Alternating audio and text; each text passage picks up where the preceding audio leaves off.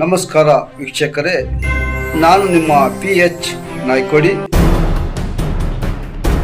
ನಮಸ್ತೆ ವೀಕ್ಷಕರೇ, ಬೆಂಗಳೂರಿನಲ್ಲಿ ಕರ್ನಾಟಕ ಪ್ರದೇಶ ಕಾಂಗ್ರೆಸ್ ಪಕ್ಷದ ಕಚೇರಿಯಲ್ಲಿ ಪರಿಶಿಷ್ಟ ಪಂಗಡ ವಿಭಾಗದ ರಾಜ್ಯ ಪದಾಧಿಕಾರಿಗಳು ಹಾಗೂ ಜಿಲ್ಲಾ ಅಧ್ಯಕ್ಷ ಮತ್ತು ಪದಾಧಿಕಾರಿಗಳ ಮಹತ್ವದ ಸಭೆ ನಡೆಯಿತು.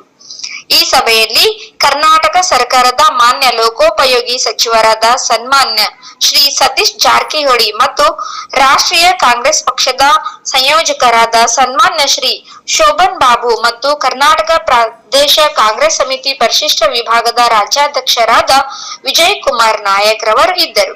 ಈ ಸಭೆಯಲ್ಲಿ ಮಹತ್ವದ ವಿಷಯಗಳನ್ನ ಚರ್ಚೆ ಮಾಡಲಾಯಿತು.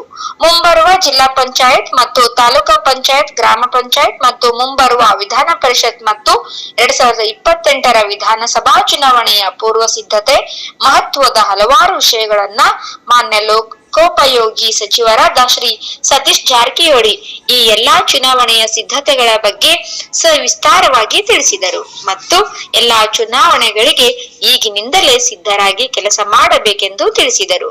ರಮೇಶ್ ದೊರೆ ಸುರಪುರ, ರಾಜ್ಯ ಪ್ರಧಾನ ಕಾರ್ಯದರ್ಶಿಗಳ, ಕರ್ನಾಟಕ ಪ್ರದೇಶ ಕಾಂಗ್ರೆಸ್ ಸಮಿತಿ ಪರಿಶಿಷ್ಟ ಪಂಗಡ ವಿಭಾಗ, ಬೆಂಗಳೂರು.